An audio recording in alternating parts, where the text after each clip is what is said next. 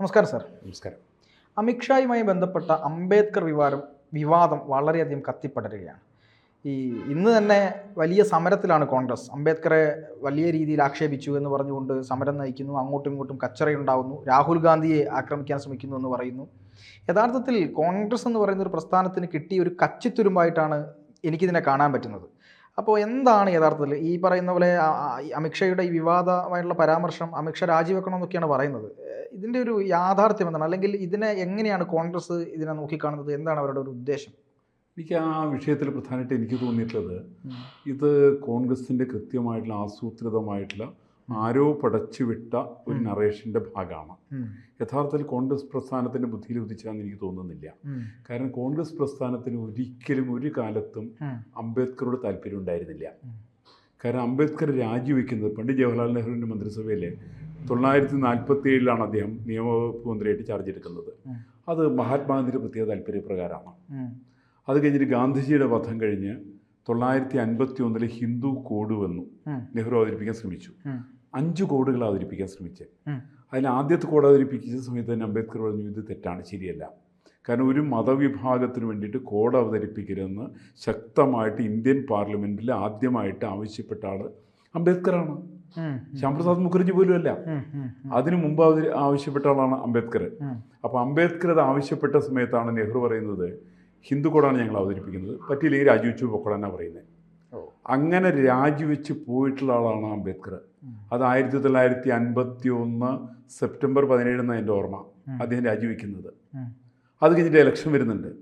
ആ ഇലക്ഷനിൽ കോൺഗ്രസ് അംബേദ്കറെതിരായിട്ട് സ്ഥാനാർത്ഥി നിർത്തി. അംബേദ്കർ തെരഞ്ഞെടുപ്പിൽ പരാജയപ്പെട്ടു പോയി. തിരുവനന്തപുരം ബോംബെ നോർത്തിൽ നിന്ന് ആദ്യം മത്സരിച്ചത്. അദ്ദേഹത്തെ ഏകദേശം തോറ്റതിൻ്റെ ഓർമ്മയുള്ളത് 36,000-37,000 വോട്ടിന് അദ്ദേഹം തോറ്റുപോകുന്നത്. അങ്ങനെ അംബേദ്കർക്കെതിരായിട്ട് എക്കാലത്തും കോൺഗ്രസ് വലിയ പണിയെടുത്തിട്ടുണ്ട്. നെഹ്റു കുടുംബം പണിയെടുത്തിട്ടുണ്ട്. പണ്ഡിറ്റ് ജവഹർലാൽ നെഹ്റു നേരിട്ട് എക്കാലത്തും അംബേദ്കർക്കെതിരായിട്ട് നിരവധി കാര്യങ്ങൾ ചെയ്തിട്ടുള്ള ആളാണ് നെഹ്റു. എൻ്റെ കയ്യിൽ ഒരുപാട് എവിഡൻസിൻ്റെ കാര്യത്തിൽ നമ്മളിപ്പോൾ തന്നെ ഇദ്ദേഹത്തിന് അംബേദ്കറുടെ പുസ്തകമുണ്ട്. ആ ബുക്കിൻ്റെ പേര് ഭാരതവും ഇന്ത്യ വിഭജനം എന്ന് പറഞ്ഞൊരു ആ ഒരു പുസ്തകമുണ്ട്. അല്ല, പാകിസ്ഥാൻ ആൻഡ് പാർട്ടീഷൻ എന്ന് പറഞ്ഞ പുസ്തകമുണ്ട്. അതിന് മലയാള പരിഭാഷയ്ക്ക് ഇപ്പോൾ എത്തിയിട്ടുണ്ട്. അതിനകത്തൊക്കെ വ്യക്തമായിട്ട് ഇതിനെക്കുറിച്ച് പറഞ്ഞിട്ടുണ്ട്. ഇപ്പോൾ ഹിന്ദു കോഡിനെ കുറിച്ച് പറഞ്ഞിട്ടുണ്ട്.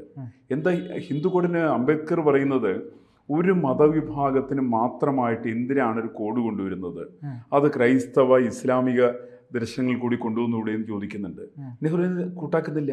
നെഹ്റു പറയുന്നത് അതിൻ്റെ ആവശ്യമില്ല, മുസ്ലിങ്ങൾക്ക് ആവശ്യമില്ല എന്ന് പറഞ്ഞിട്ട് മുസ്ലിങ്ങൾക്ക് വേണ്ടിയിട്ട് പ്രത്യേക കോഡ് കൊണ്ടുവരാതെ കണ്ട് സംയുക്തമായിട്ട് ഇന്ത്യക്ക് വേണ്ടിയുള്ള കോഡ് കൊണ്ടുവരുന്നതിന് എതിർത്ത ആളാണ് നെഹ്റു. മറിച്ച് അംബേദ്കർ അങ്ങനെയല്ല. അംബേദ്കർ കോമൺ സിവിൽ കോഡ് വേണമെന്ന് പറഞ്ഞ ആളാണ്. കോമൺ സിവിൽ കോഡ് വേണം, എല്ലാ മതവിഭാഗങ്ങളും ഒരേപോലെ പരിഗണിക്കണം എന്നാവശ്യപ്പെട്ട ആളായിരുന്നു അംബേദ്കർ. നെഹ്റു ഒരു കാലത്തും അങ്ങനെയായിരുന്നില്ല. നെഹ്റു എക്കാലത്തും ശ്രമിച്ചിട്ടുള്ളത് നിശ്ചിതമായുള്ള താല്പര്യങ്ങളുടെ സംരക്ഷണമാണ് നെഹ്റു. നല്ലൊരു എക്സാമ്പിൾ പറഞ്ഞാൽ, ഇന്ത്യൻ പാർട്ടീഷൻ്റെ ഭാരത വിഭജനത്തിന് ഒരുപക്ഷെ നെഹ്റു ജിന്നയേക്കാൾ വലിയ പങ്ക് പണ്ഡിറ്റ് ജവഹർലാൽ നെഹ്റുവിനാണെന്ന് എനിക്ക് സംശയമില്ലാതെ പറയാൻ വേണ്ടി സാധിക്കും. അതിന് കാരണം അദ്ദേഹത്തിൻ്റെ താല്പര്യം മൗണ്ട് ബാറ്റൻ്റെ താല്പര്യമാണ്. മൗണ്ട് ബാറ്റൻ്റെ ഭാര്യയായിട്ടുള്ള എഡ്വിന മൗണ്ട് ബാറ്റൻ്റെ താല്പര്യമാണ്. ഇതിന് എവിഡൻസ് ഉണ്ടല്ലോ എനിക്ക് ഇഷ്ടം പോലെ. നമ്മൾ വേറെ ശ്രമിച്ചിട്ടുണ്ടല്ലോ.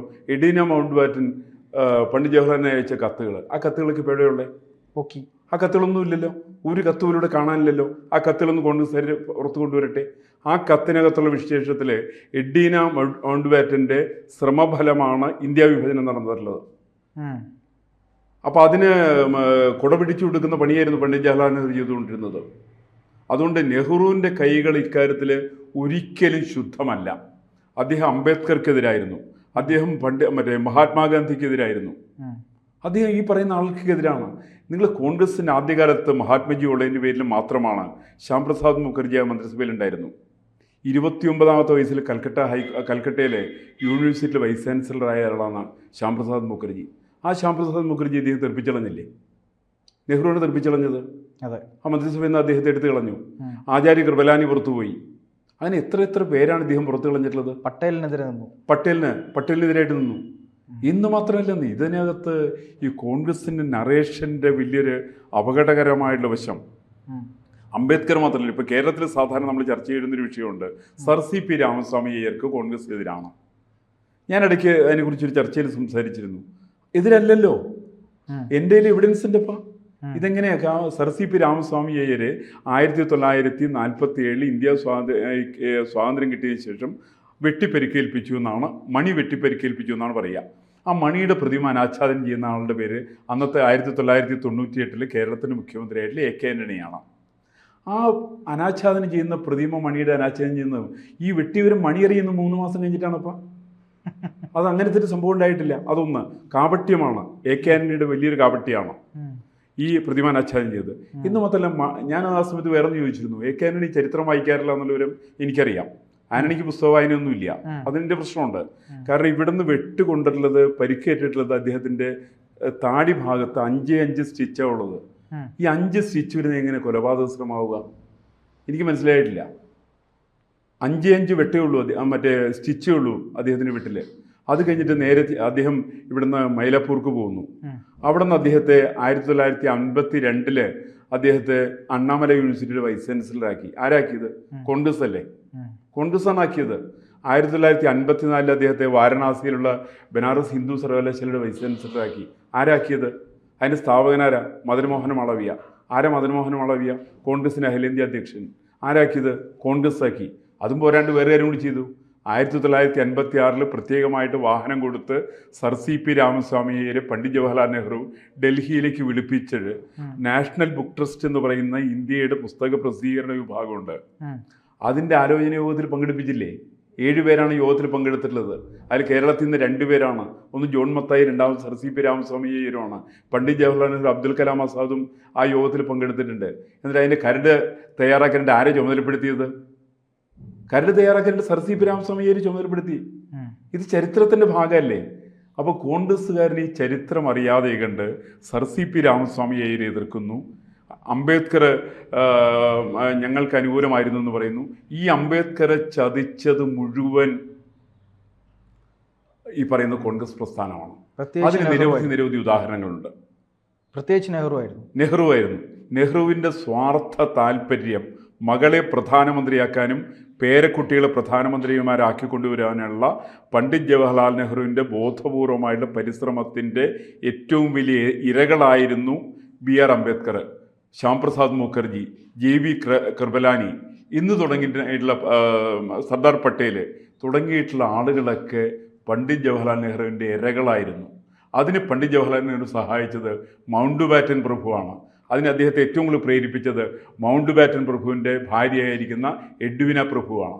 ഇതൊക്കെ എവിഡൻസ് ഉള്ളതാണ്, ചരിത്രത്തിൻ്റെ ഭാഗമാണ്. അതൊക്കെ ഒന്നല്ല എന്നുള്ളവരും കോൺഗ്രസിൻ്റെ ഏതെങ്കിലും നേതാവ് സത്യസന്ധമായിട്ട് ചരിത്രത്തെ മുൻനിർത്തി പറയട്ടെ, പിൻവലിക്കാൻ ഞാൻ തയ്യാറാണ്. സാർ, അത് നമുക്ക് അവസാനിപ്പിക്കാൻ സമയമായി. ഒരു കാര്യം കൂടി ചോദിച്ച് അവസാനിപ്പിക്കാം. അതായത് ഇതൊക്കെ അറിയാവുന്ന, ഈ ചരിത്രത്തിൽ ഇങ്ങനെയൊക്കെ രേഖപ്പെടുത്തി വെച്ചിട്ടും ജനങ്ങളെ വിഡ്ഢികളാക്കുന്ന തരത്തിലേക്ക് അഭിനവ സ്നേഹം എന്നൊക്കെ പറയില്ലേ, ഈ അംബേദ്കറോടൊരു വലിയ സ്നേഹം ബാധിച്ച ആളുകളാണ് ഞങ്ങൾ, അംബേദ്കറെ ഞങ്ങൾ അങ്ങേയറ്റം ബഹുമാനിക്കുന്നവരാണ് എന്ന തരത്തിലാണ് ഇപ്പോൾ സമരങ്ങളൊക്കെ നടന്നുകൊണ്ടിരിക്കുന്നത്. ഇത് ജനങ്ങളും മനസ്സിലാക്കേണ്ട ഒരു വസ്തുതയല്ലേ? അല്ല, അങ്ങനെ സംഭവിക്കുമല്ലോ. ഇപ്പം നമ്മളിപ്പോൾ മുൻപത്ത് വന്നിട്ട് കോൺഗ്രസിൻ്റെ നേതാക്കന്മാരെന്താ പറഞ്ഞ്, നിങ്ങളൊന്നും ഒഴിയേണ്ടെന്ന് പറഞ്ഞു. അസംബ്ലി പോയിട്ട് എന്താ പറഞ്ഞ്, ഈ ഭൂമി മുഴുവൻ വഖഫിൻ്റെ ആണെന്ന് പറഞ്ഞു. ഇത് പറയാൻ കോൺഗ്രസിന് മടിയില്ല. ഇപ്പോൾ കോൺഗ്രസ് പറയുന്നാലേ ഇന്ത്യൻ സ്വാതന്ത്ര്യ സമരത്തിൽ നിലവിലിരിക്കുന്ന കോൺഗ്രസിന് യാതൊരു പങ്കുമില്ല. ഇന്നത്തെ കോൺഗ്രസ്സുകാർ ഇന്ത്യൻ സ്വാതന്ത്ര്യ സമരത്തിന് എതിരായിരുന്നവരുടെ താവഴിക്കാരാണ്. അപ്പോൾ ഇന്ത്യൻ സ്വാതന്ത്ര്യ സമരത്തെ അനുകൂലിച്ചിരുന്നവരാണെങ്കിൽ വഖഫ് നിയമത്തെ സപ്പോർട്ട് ചെയ്യില്ല. പക്ഷേ കേരളത്തിൽ കോൺഗ്രസ്സുകാരെ സപ്പോർട്ട് ചെയ്യുന്നുണ്ടല്ലോ. അവർ മുൻപത്ത് പോയിട്ട് നിങ്ങൾ ഒഴിയരുതെന്ന് പറയുന്നുണ്ടല്ലോ.